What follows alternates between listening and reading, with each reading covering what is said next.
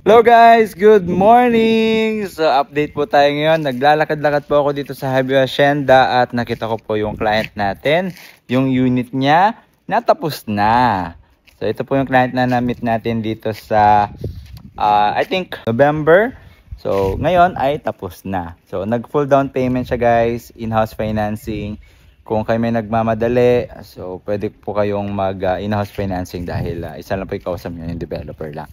Pero kung halimbawa kung hindi naman kayo nagmamadali at may mga requirements naman tayo, employee naman po tayo, pwede nyo rin po siyang ipag-ibig. Pag-ibig kasi is up to 30 years na pwede mong i-avail. So magaan yung payment term niya.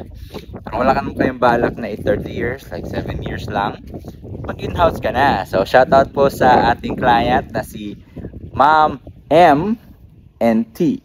MT. So hindi ko na po babanggatin yung buong pangalan niya. So she's from South Carolina. Reason buying niya is kapag sobrang lamig doon, nananakit yung tuhod at nagmikirot na parang tinutusok ng karayom. And siya po ay senior.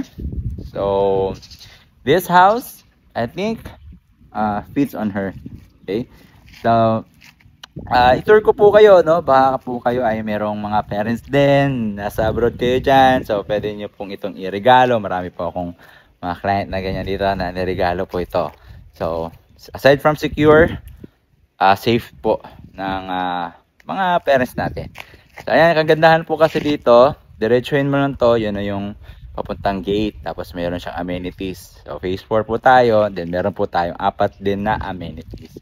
Ang kagandahan po dito sa unit natin, malaki na po yung lupa niya, no? Nasa 77 ito. Pero meron din tayong 82 square meter. Kaka-reserve lang natin kanina itong mga 95 square meter at yung 98 square meter. Magkapatid yan sa Singapore. Okay? So, shout out! And excited na po akong mapanood ninyo itong video na to dahil I know may pangarap din tayong magkaroon ng bahay, di ba? Bagong taon, bagong bahay. At sa mga nag-aalala sa atin, wala na tayong mga video lately, no? Okay, I'm here.